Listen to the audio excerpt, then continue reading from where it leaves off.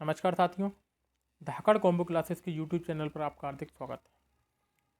हम दोस्तों अपने एमपीपीएससी के बैच की तरफ बढ़ रहे हैं और जिसमें आज हमारा टॉपिक है मध्य प्रदेश में वन संपदा।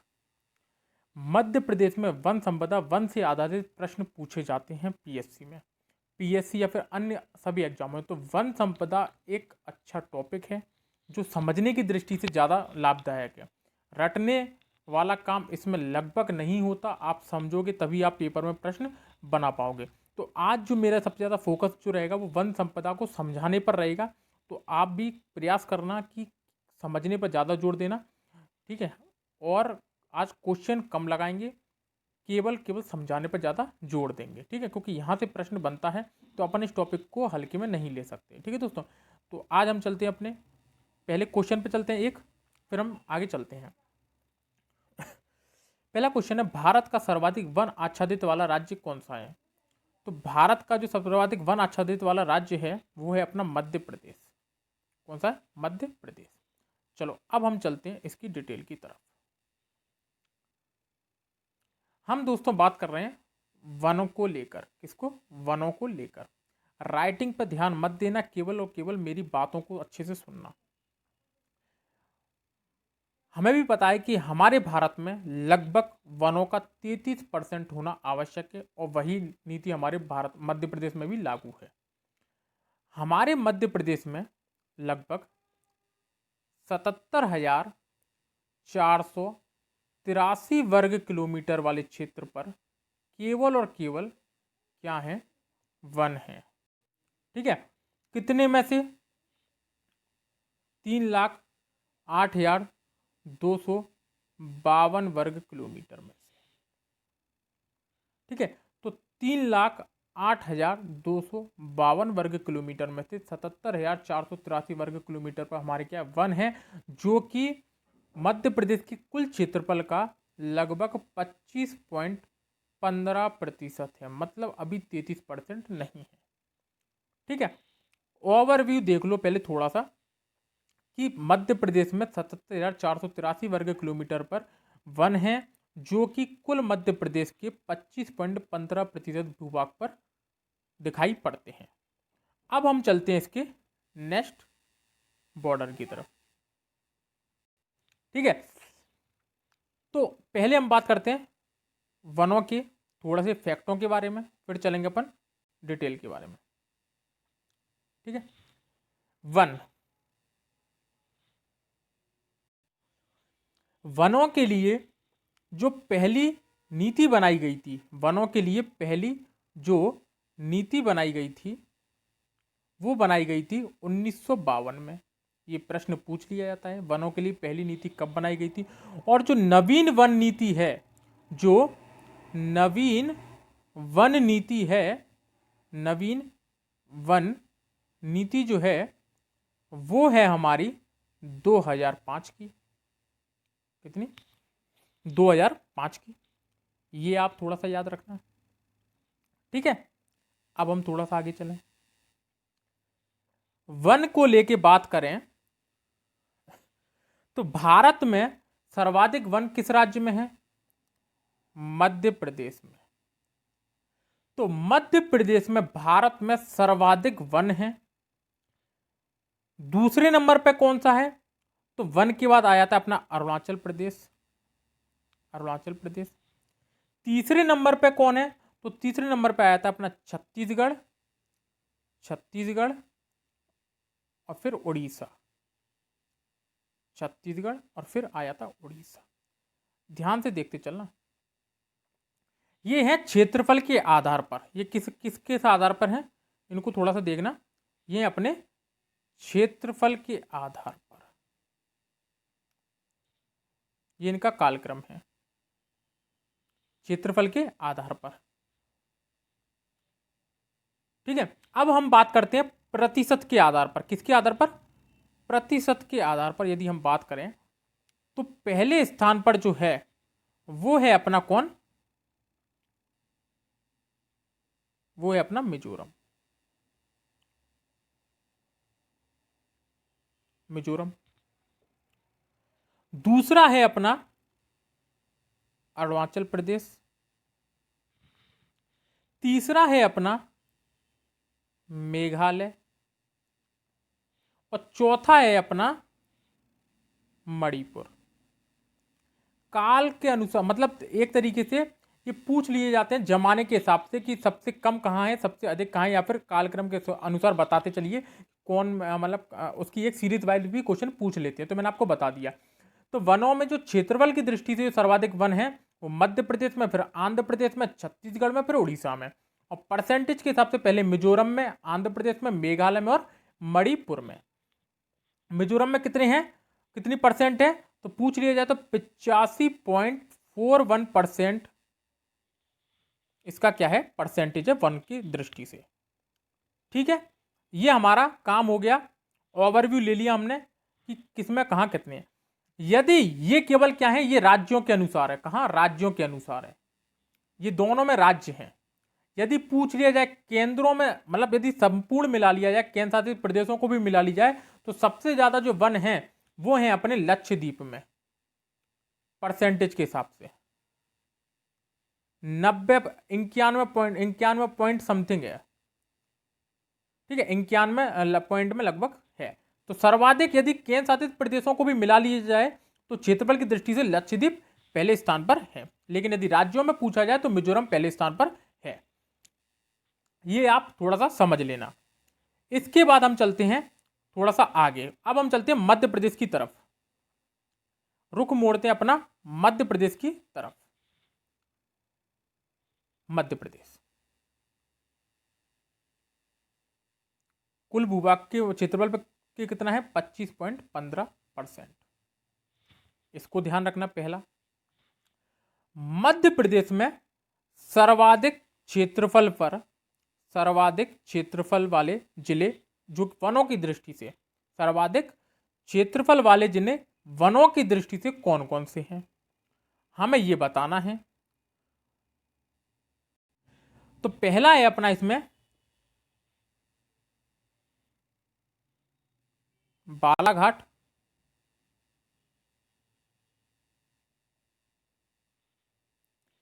दूसरा है अपना इसमें छिंदवाड़ा,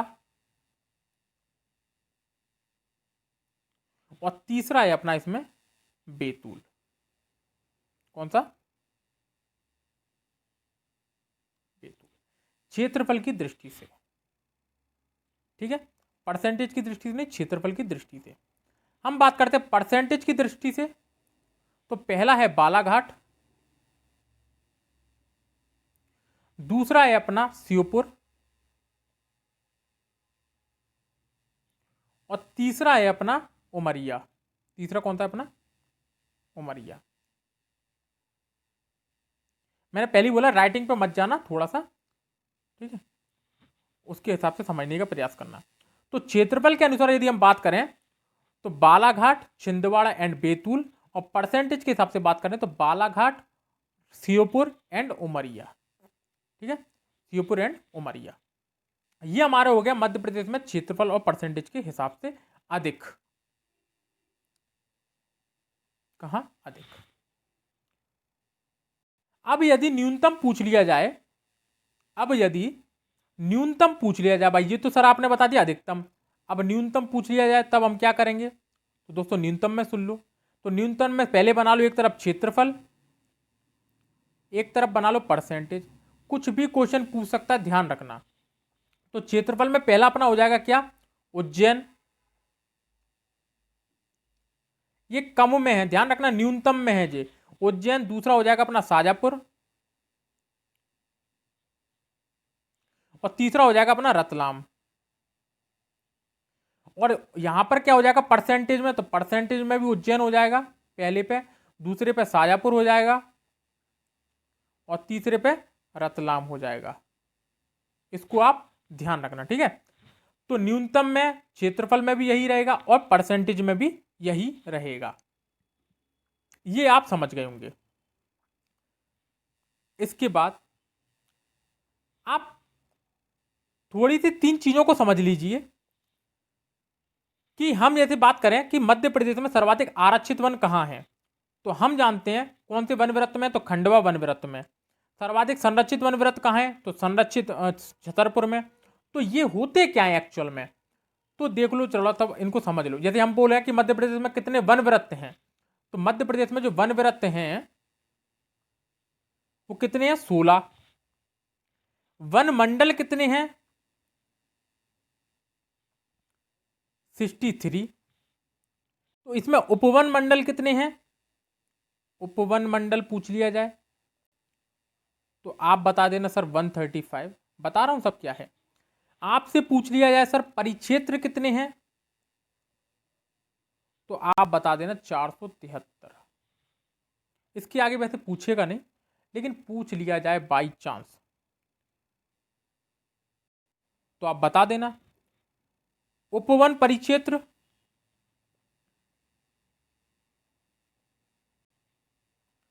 1871। 1871। यदि इसमें एक और पूछ लिया जाए सहायक परिक्षेत्र, सहायक परिक्षेत्र, तो आप बता देना सर 8286। तो इस प्रकार से उपवन मंडल होगा 135, परिक्षेत्र होगा 473, उपवन परिक्षेत्र होगा 1871 और सहायक वन परिक्षेत्र कितने हो गए? 8286।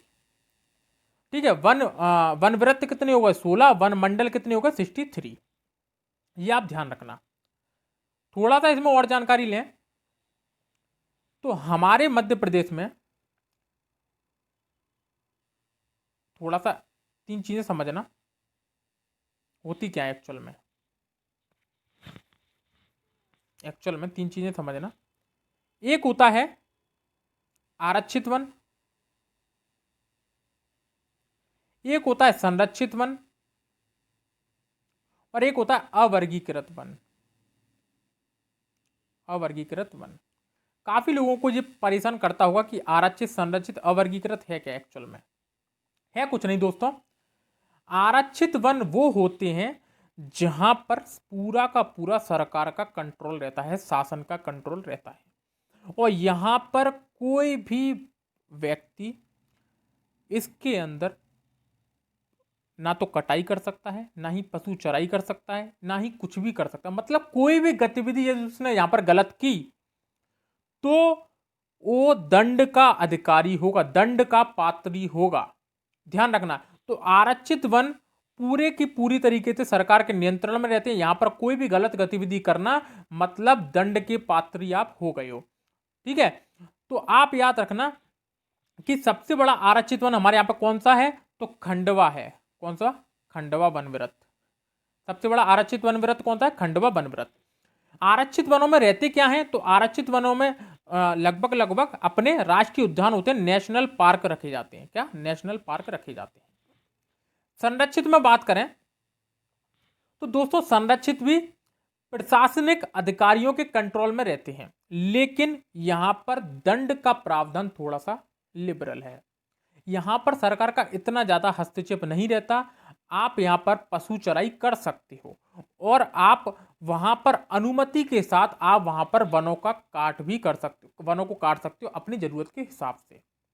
ठीक है। तो संरक्षित में तो ये होता है कि जरूरत के हिसाब से आप काट सकते हो। सर्वाधिक संरक्षित वन वृत्त कौन सा है अपना, तो आप इसको लिख लेना छतरपुर। कौन सा है? छतरपुर।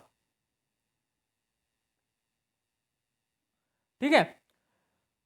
अवर्गीकृत, अवर्गीकृत में ये रहता है आपको जितनी पशु चराई करनी है पशु चराई करो। शासन का ज्यादा बिल्कुल कंट्रोल नहीं रहता, लगभग लगभग बिल्कुल ही कंट्रोल नहीं रहता। आप पशु चराई करो, आप पेड़ों को काटो, आपको जो करना है वो करो, लेकिन जरूरत के हिसाब से, बेवजह नहीं काटना है।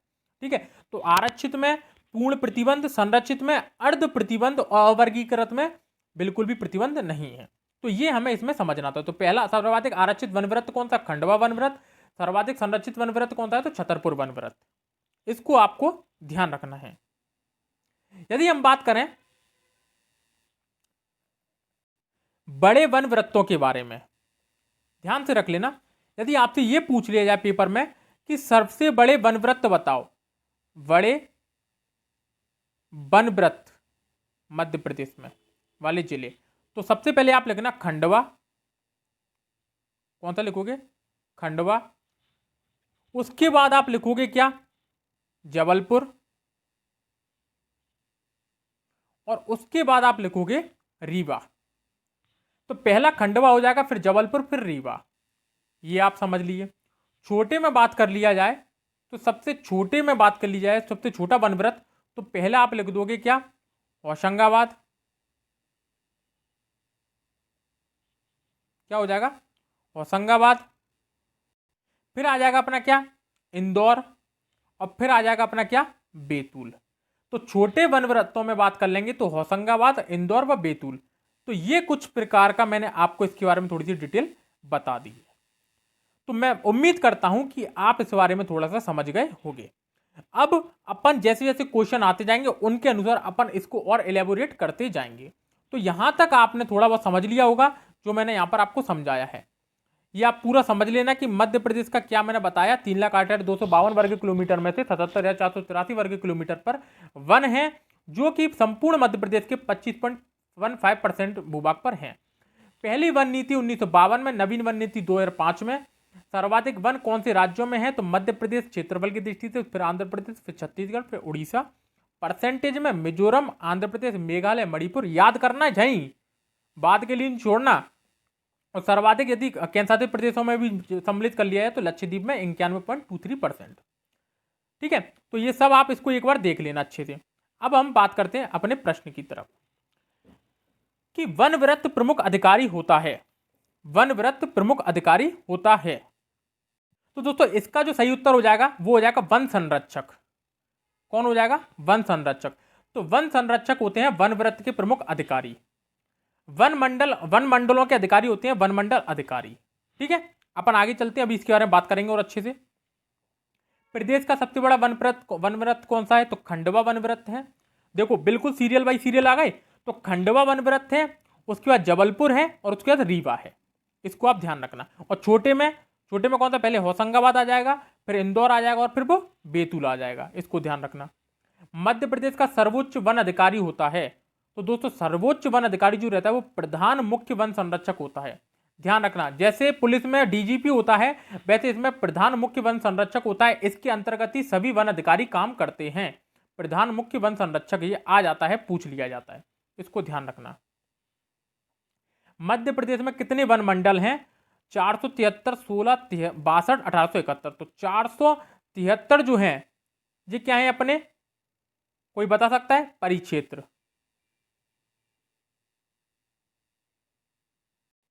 ठीक है, 1871 क्या है, उपवन परिक्षेत्र। उपवन परिक्षेत्र। 16 क्या है, वनव्रत। और दोस्तों 62 तो है नहीं, 62 नहीं है, 63 है। क्या है, 63। पहले थे 62, अब हो गए 63। तो 63 क्या है अपने, वन मंडल। तो इसका सही उत्तर हो जाएगा हमारा 63। इसको आप ध्यान रखना। ठीक है, तो नेक्स्ट क्वेश्चन पे चलते हैं अब अपन।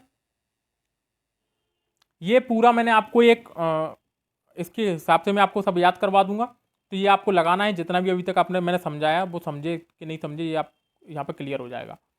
वनव्रत कितने हैं, तो हमारे यहाँ पर कितने हैं वनव्रत, 16।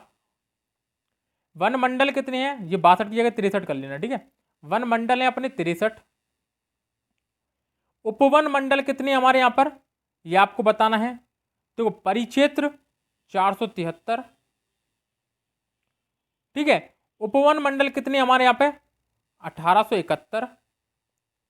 और परिक्षेत्र सहायक वृत्त कितने हमारे यहाँ पे, 8,286। ठीक है, तो परिक्षेत्र सहायक वृत्त हो गए अपने 8,286।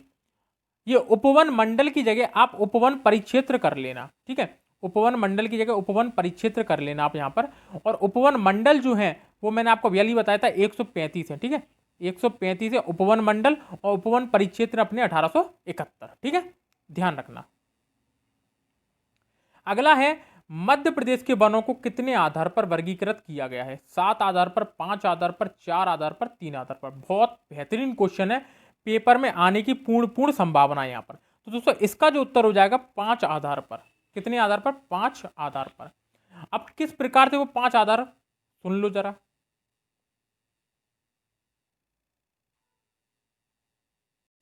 तो दोस्तों 5 प्रकार के बारे में हम बात कर रहे थे। कितने, 5 प्रकार। ध्यान से समझना इसको थोड़ा सा, ठीक है। 5 प्रकार में हम थोड़ी देर पहले प्रकार लिख लेते, फिर उनके अंदर तहकीकात करेंगे। पहला हमारा आ जाएगा प्रादेशिक आधार पर। कौन से आधार पर? प्रादेशिक आधार पर। दूसरा हमारा आ जाएगा भौगोलिक आधार पर। कौन से आधार पर? भौगोलिक आधार पर। तीसरा हमारा आ जाएगा प्रजाति के आधार पर। चौथा आ जाएगा शासकीय आधार पर। और पांचवा आ जाएगा अपना यहां पर नगर निकायों के आधार पर, निकाय के आधार पर, निकाय के आधार। तो ये 5 प्रकार से बांटे गए हैं, प्रादेशिक आधार पर, भौगोलिक आधार पर, प्रजातीय आधार पर, शासकीय आधार पर और निकाय के आधार पर। अब इसको थोड़ा सा ध्यान से समझना, मैं आपको यहीं पर ही टर्न करने की कोशिश कर रहा हूं, यहीं पर ही समझाने की कोशिश कर रहा हूं, वरना क्लास बहुत लेट हो जाएगी, ठीक है। प्रादेशिक आधार पर ध्यान से समझने का प्रयास करना, ठीक है। प्रादेशिक आधार में हमारे 3 भाग आ जाते हैं। प्रादेशिक आधार में हमारे 3 भाग आ जाते हैं। पहला हमारा क्या आ जाएगा? विंध्य कैमूर श्रेणी।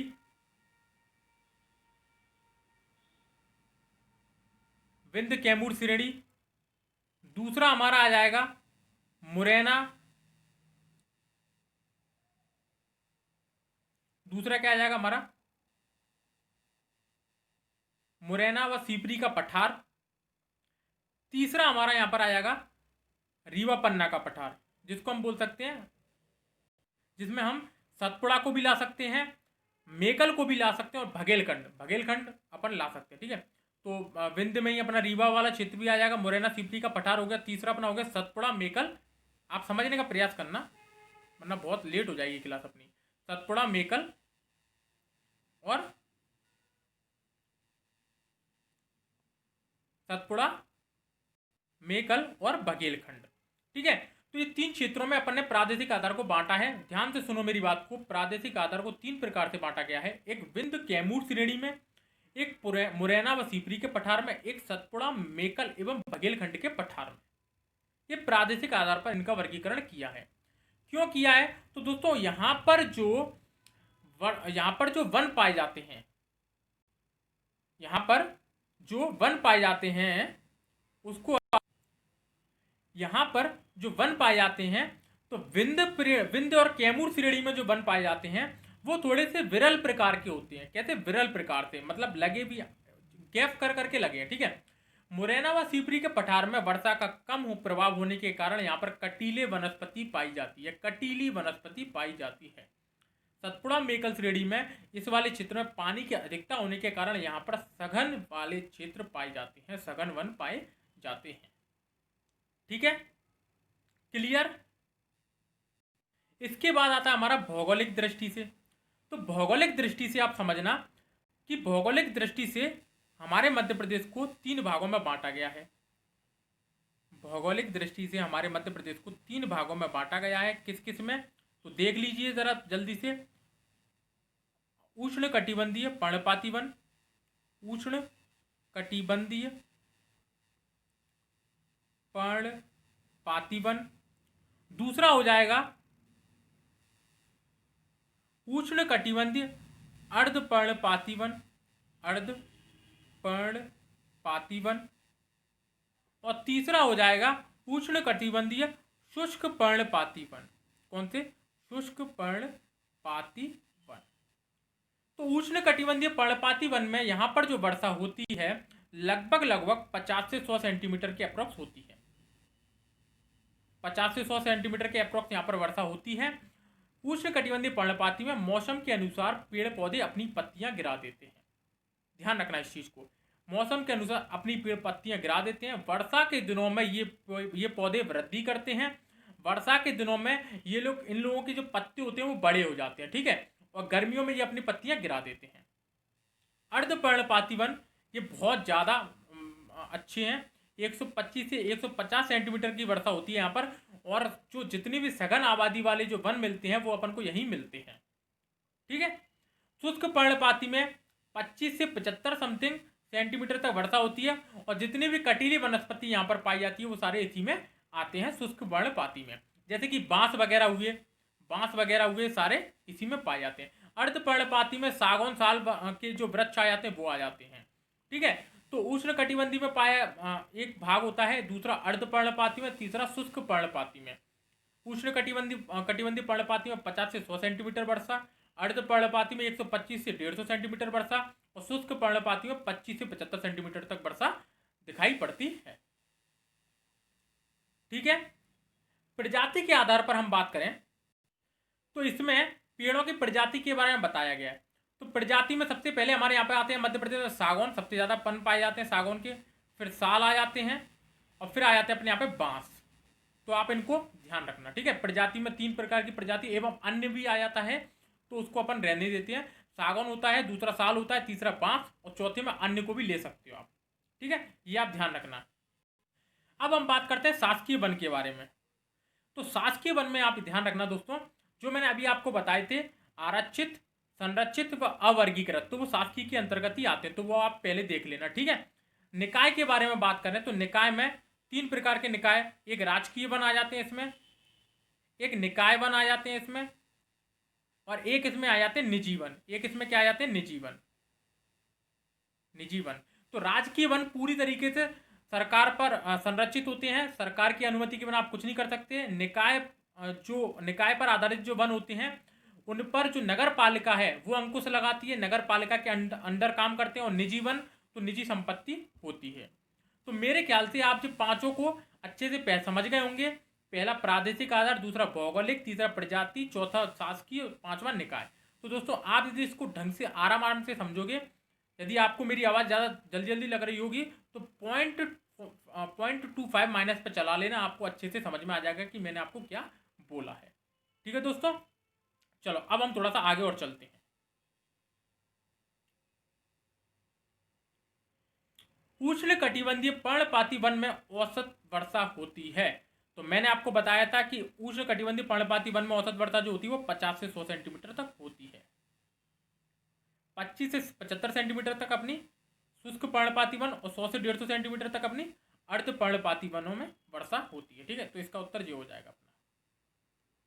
निम्न में से किस वन में 100 से 150 सेंटीमीटर तक औसत वर्षा होती है? तो अर्ध पर्णपाती वनों में ये वर्षा होती है। ठीक है,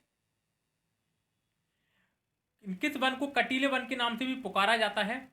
तो दोस्तों शुष्क पर्णपाती वन को कटीले पर्णपाती वन बताया जाता है, क्योंकि 25 से 75 सेंटीमीटर यहाँ पर वर्षा होती है। ठीक है, तो इस कारण यहाँ पर क्या है, कटीली वनस्पति पाई जाती है। ठीक है, बांस वगैरह यहाँ पर पाए जाते हैं। प्रदेश में विरल वन पाए जाते हैं। तो दोस्तों मैंने अभी आपको बताया कि विरल वन, देखना ध्यान से देखना, क्वेश्चन बनते हैं इसी प्रकार के। मैंने क्वेश्चन भी वही टाइप के डाले हैं जिस टाइप के मैंने बताया है, और क्वेश्चनों को पूरा निचोड़ दिया है मैंने। ठीक है, तो जिसने अच्छे से समझा होगा उसको समझ में आ गया होगा। तो विरल मैंने विंध्य कैमूर श्रेणी में बताया था कि विरल प्रकार के पद बताए थे। ठीक है, प्रादेशिक आधार पर जो विभाजन किया गया था 3 में, वो मैंने आपको बताया था। एक विंध्य कैमूर श्रेणी में, दूसरा मैंने आपको बताया था कौन था, मुरैना व सीपरी के पठार में, तीसरा मैंने आपको बताया था सतपुड़ा, मेकल और बघेलखंड का पठार, जिसमें से विंध्य कैमूर श्रेणी में जो वन पाए जाते हैं वो विरल प्रकार के पाए जाते हैं। ठीक है, और मुरैना एवं सीपरी के पठार में कटीले वन पाए जाते हैं, कटीले, और बघेलखंड के पठार में जाके सतपुड़ा या फिर मेघल में यहाँ पर घने पाए जाते हैं। क्या, घने पाए जाते हैं। तो इसको आप ध्यान रखना। तो इसका उत्तर कौन सा हो जाएगा, विंध्य कैमूर श्रेणी। प्रदेश में संरक्षित वन का कुल क्षेत्रफल कितना है? तो इसका दोस्तों अपना जो उत्तर हो जाएगा, प्रदेश में संरक्षित वन का कुल क्षेत्रफल 31,098 वर्ग किलोमीटर। ठीक है, इसको ध्यान रखना। निम्न में से किन बातों पर पशु चराना, किन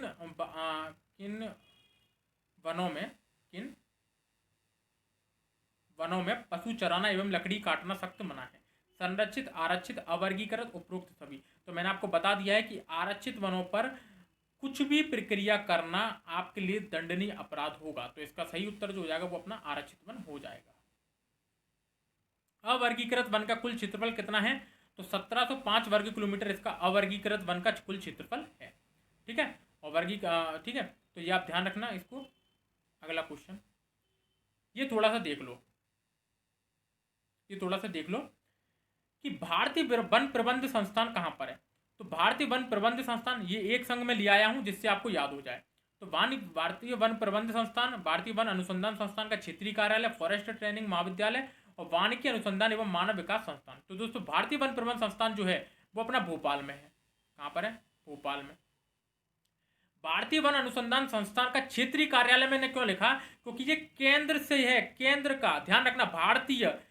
भारतीय वन अनुसंधान का जो संस्थान है वो अपना देहरादून उत्तराखंड में है, देहरादून उत्तराखंड में, लेकिन उसका जो क्षेत्रीय कार्यालय है वो अपने जबलपुर में है। कहां पर है वो? जबलपुर में। फॉरेस्ट ट्रेनिंग महाविद्यालय जो है वो अपना है बैतूल में। कहां है? बैतूल में। लेकिन ये दूसरा है, फॉरेस्ट ट्रेनिंग महाविद्यालय बैतूल में दूसरा है जो कि 1918 में बना था। कब? 1980 में बना था। लेकिन यदि पहला पूछ लिया जाए कि पहला फॉरेस्ट ट्रेनिंग महाविद्यालय कौन सा है, तो वो दोस्तों वो है बालाघाट। वो कौन सा है? बालाघाट, जो 1979 में बनाया गया था। कब? 1979 में बनाया गया था। इसके बाद है वानिकी अनुसंधान एवं मानव विकास संस्थान। कहां पर है? तो दोस्तों वो है अपना छिंदवाड़ा में। ये आप देख लीजिए, ठीक है, ये आप देख लीजिए, सारी चीजें आपको समझ में आ गई, ठीक है। अगले पे चलते हैं। मध्य प्रदेश का भारत में लाख उत्पादन में स्थान आता है, तो कौन सा आता है ये आपको बताना है।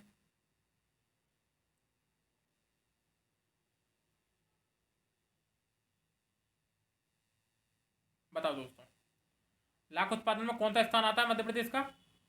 तो मध्य प्रदेश में भारत में लाख उत्पादन में स्थान आता है दूसरे नंबर का, ठीक है, दूसरे नंबर का। और जो अपने यहाँ पर लाख उत्पादन का जो कारखाना है वो कहाँ पर है? उमरिया में। ये भी आप ध्यान रख लेना, उमरिया में अपने यहाँ पे लाख उत्पादन का कारखाना है। पहले वन राज्य महाविद्यालय की स्थापना कहाँ की गई? मैंने अभी आपको बताया, बालाघाट में की गई 1979 में, और दूसरे की गई थी 1980 में बैतूल में, ठीक है, उसको ध्यान रखना।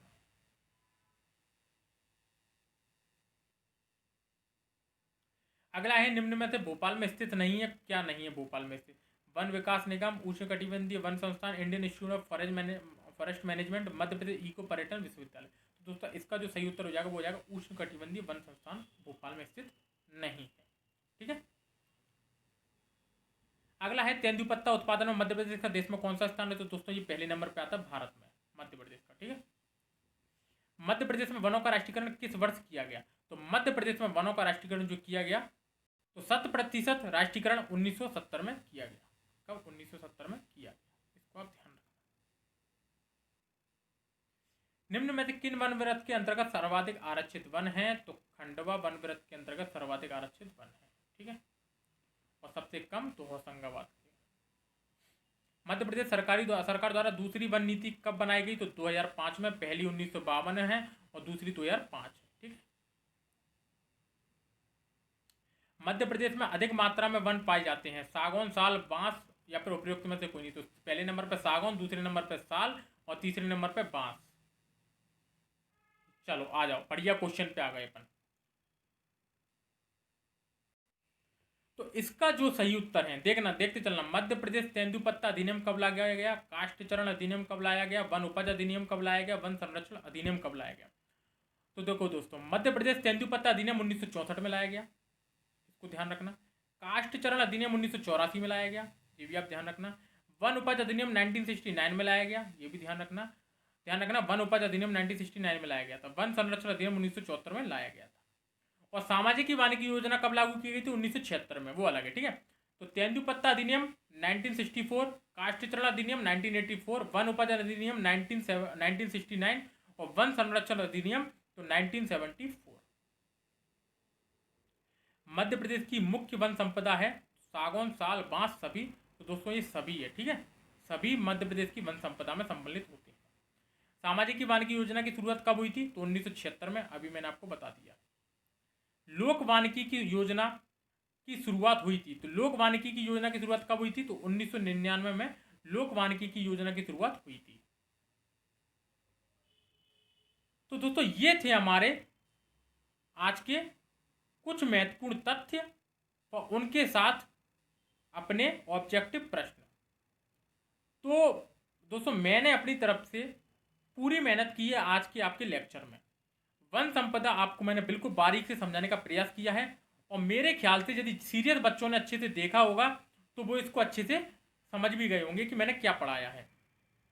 तो धीरे से वीडियो को 1-2 बार देखना। ये चैप्टर पेपर की दृष्टि से बहुत ज़्यादा आईएमपी है, तो आपको ये पेपर को ध्यान में रखकर आपको अच्छे से पढ़ना है। मैंने पेपर को ध्यान में रखकर ही इसको पढ़ाया है, ठीक है। तो मैंने बहुत अच्छे से डिटेल में पढ़ाने का प्रयास किया है। अपने पास समय कम है तो उसके अनुसार मैं केवल पेपर के ओरिएंटेड चल रहा हूँ, डिटेल में ज़्यादा नहीं जा रहा, जिससे अपन को अभी अपने पास उतना टाइम नहीं है, ठीक है। तो अभी पेपर के अनुकूल जो प्रश्न बन सकते हैं पेपर में वो मैंने सारे आपको इस वीडियो में दे दिए हैं। जितनी भी डिटेल है वो मैंने आपको दे दी, तो आप उसको पढ़ लेना अच्छे से, ठीक है। इसके बाद यदि आपको वीडियो पसंद आई तो वीडियो को लाइक करना, कमेंट करके बताना कि वीडियो आपको कैसी लगी, और चैनल को सब्सक्राइब कर दो, भाई। और यदि आपको यदि इसकी पीडीएफ चाहिए तो आप हमारे टेलीग्राम चैनल से जुड़ जाइए, उसकी लिंक मैं नीचे डाल दूंगा। करंट अफेयर्स की वीडियो भी मेरे यहाँ पर डली है, ठीक है। तो वो उनसे भी एनटीपीसी जो विद्यार्थी देना चाहता है, एनटीपीसी के लिए बहुत ज़्यादा कारगर साबित हो रही है। मैंने 10 वीडियो बनाए हैं, 10 वीडियो में से प्रत्येक में से कहीं ना कहीं से आपको 4-5 क्वेश्चन मिल ही रहे हैं हर पेपर में, तो आप उनको भी अच्छे से देख लेना। और पीएससी के लिए आप निश्चिंत हो जाइए, आज वन संपदा हो गया है अपना, कल अपन एक नया चैप्टर लेके आएंगे। जल्दी से जल्दी अपन मध्य प्रदेश को अपने एमपी अपना जो सिलेबस है एमपीपीएससी का उसको ख़त्म करने के बाद अपन जल्दी से ही इसकी टेस्ट सीरीज लेके आएंगे, जिससे कि मेरे भाई जिसको पर ऐसा लग रहा हो कि भैया सर हम पे क्वेश्चन नहीं बन रहे, हम पेपर कैसे पास करेंगे, तो आप निश्चिंत हो जाइए, सब अपन धुआंधार करेंगे, ठीक है। तो आप अंत तक बने रहिएगा अपने इस भाई के साथ, ठीक है। और लाइक शेयर सब्सक्राइब करना, प्यार बरसाना, बाकी तो सब ऊपर वाले की मेहरबानी है, ठीक है। तो धन्यवाद दोस्तों वीडियो को देखने के लिए, फिर मिलते हैं नेक्स्ट वीडियो के साथ। धन्यवाद।